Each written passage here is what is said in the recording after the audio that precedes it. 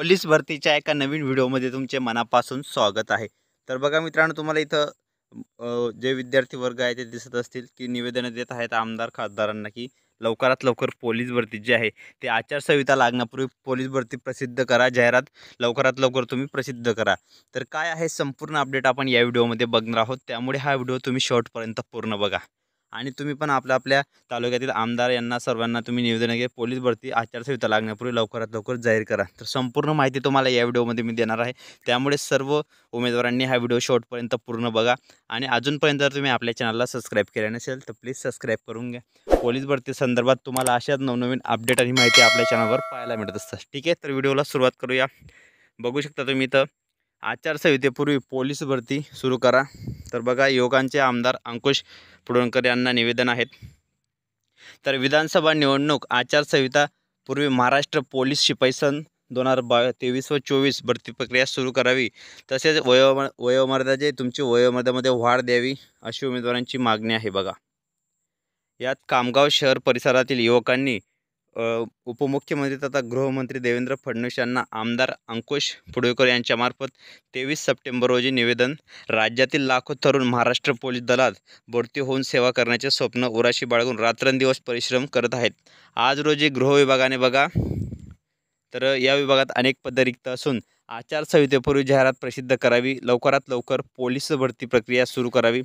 तसेच 3 मार्च 2023 रोजी सामान्य प्रशासन विभागामार्फत 2 वर्ष कमाल वयोमर्यादा वाढवून देण्यात यावी आणि त्या अनुषंगाने विधानसभा आचारसंहिता लागण्यापूर्वी पोलीस भरती जाहिरात काढून अर्ज भरून घ्यावेत अशी मागणी पोलीस भरती करणाऱ्या सर्व उमेदवारांकडून होत आहे। बघा, या अनुषंगाने शासनाने सकारात्मक निर्णय घ्यावा असेही निवेदन नमूद करण्यात आलेले आहे। बघा, त्यामुळे सर्व उमेदवारांना विद्यार्थ्यांना निवेदन आहे की त्यांनी जास्तीत जास्त बघा निवेदनं द्या, आमदार वगैरे असतील त्यांना निवेदनं द्या, कारण जेवढे तुम्ही जास्तीत जास्त ग्रुप वाईज जाणार आहेत तेवढे तुमचे तिथं फायदा होणार आहे। पोलीस भरती आचारसंहितेपूर्वी जाहीर करा आणि उपमुख्यमंत्री साहेब पण बोललेले होते देवेंद्र फडणवीस साहेब की पोलीस भरती जी आहे ते आम्ही लवकरात लवकर म्हणजे आचारसंहिता लागण्यापूर्वी आम्ही पोलीस भरती जाहीर करणार आहोत।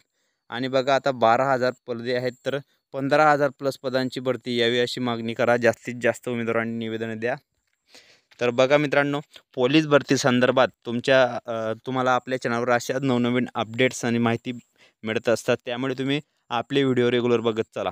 पोलीस भरतीमध्ये जी बी नवीन माहिती येते, नवीन अपडेट येते, सर्वप्रथम तुम्हाला आपल्या चॅनलवर पाहायला मिळत असते, त्यामुळे तुम्ही आपल्या चॅनलला पटकन सबस्क्राईब करा आणि शेजारी घंटीच्या बेल आयकॉनला प्रेस करा, म्हणजे पोलीस भरती संदर्भात नवीन अपडेट नवीन माहिती तुम्हाला लगेच भेटत असते। बघा, आणि सर्वात महत्त्वाचं म्हणजे वयोमर्यादा। बघा, वयोमर्यादा हा विषय सर्वात महत्त्वाचा आहे, कारण भरपूर उमेदवारांचे वय आता संपलेले आहे आणि त्यांना शेवटची संधी द्यावी, किमान 2 वर्ष वयोमर्यादा वाढवून द्यावी या भरतीमध्ये अशी उमेदवारांची मागणी आहे। बघा, किमान किती 2 वर्ष वयोमर्यादा वाढ करावी अशी उमेदवारांची मागणी आहे आणि सर्वांनी ही मागणी जास्तीत जास्त आमदार वगैरे जे असतील त्यांना सर्व प्रतिनिधी असतील लोकप्रतिनिधी त्यांच्यामार्फत निवेदनं द्या, पत्रके द्या मुख्यमंत्री साहेबांना की लवकरात लवकर तुम्ही पोलीस भरतीमध्ये ज्या उमेदवारांची वयोमर्यादा संपलेली आहे आणि त्यांची शेवटची भरती आहे अशा उमेदवारांना तुम्ही संधी द्यावी आणि त्यांना एक चान्स द्यावा अशी सर्व उमेदवारांची मागणी आहे।